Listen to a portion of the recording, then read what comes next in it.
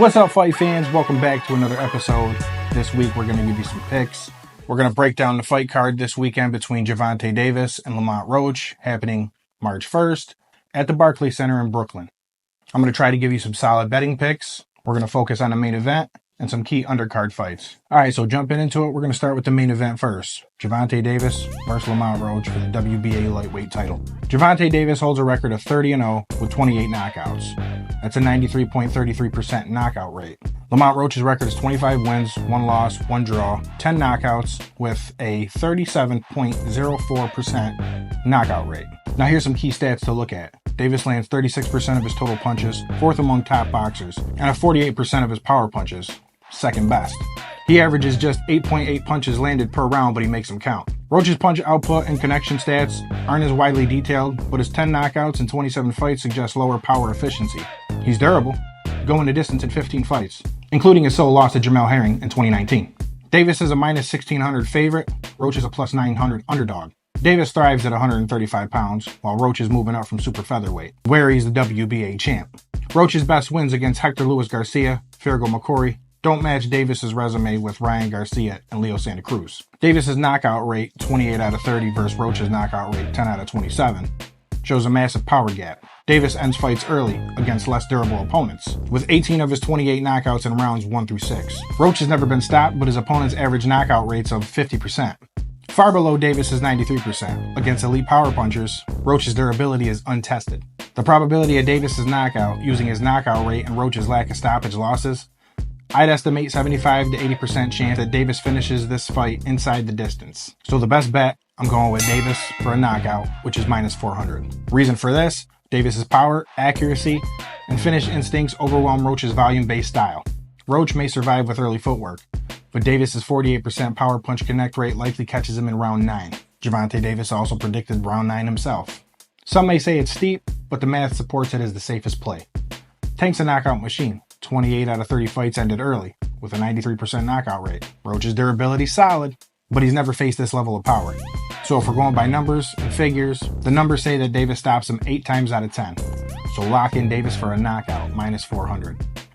Moving on to the co-main event, we got Jose Valenzuela versus Gary Antoine Russell, WBA super lightweight title. Valenzuela's record of 14-2, 9 knockouts, that's a 56.25% knockout rate. Russell's record 17-1, 17 knockouts, 100% knockout rate. So the key stats we're looking for in this one, Valenzuela's recent form, 3-1 in his last 4 with a knockout win over Isaac Cruz in August of 2024. He's 5'10 with a reach advantage of 70.5 inches. Russell's perfect knockout streak ended with a TKO loss to Alberto Puello in June of 2024. 5'9 with a 67-inch reach, relying on explosive power. Valenzuela's the champ, but Russell's a minus 200 favorite due to his finishing ability. It's a 50-50 fight on paper. Now let's get into some of the mathematicals on this situation. Russell's knockout rate is elite, but his loss to Puello exposed defensive flaws when he was caught in round 9. Valenzuela's knockout rate is lower, but he's finished 6 of his last 8 wins.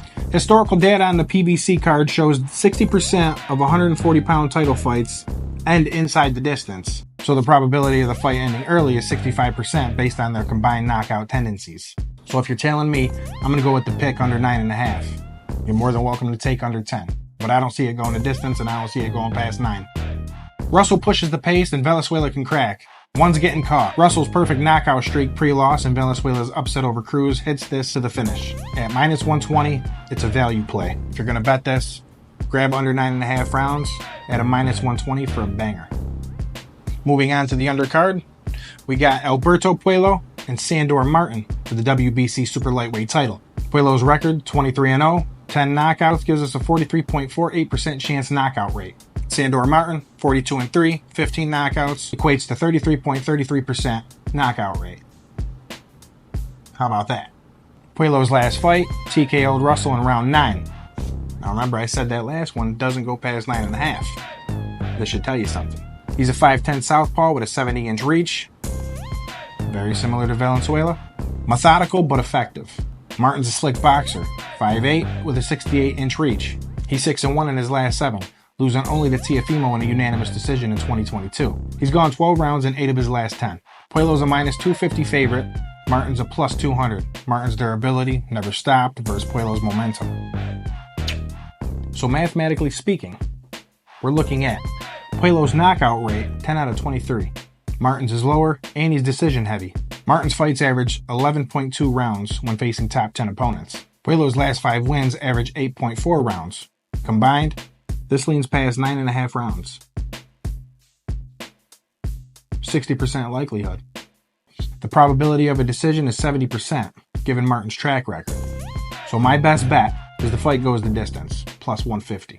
Martin's elusive style drags Puello into a chess match. Puello's power isn't a one-punch knockout level, and Martin's never been stopped. At plus 150, it's a juicy underdog prop. Puello's 23-0, but Martin's a 12-round survivor. 70% chance that this hits the scorecards. Math loves the distance at 150, so cash it. And for my last bet, I'm going to sprinkle in one more for you. We're going to sprinkle in Joannis Tellez versus Julian Williams for the interim WBA super welterweight title. Now, Tellez is 9-0 with 7 knockouts, which gives us a 77.76%. Nope, 77.78% knockout rate.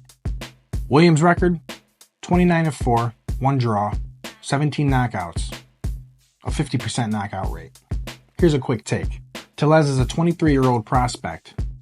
Faces a fading ex-champ, 2-3 in his last 5.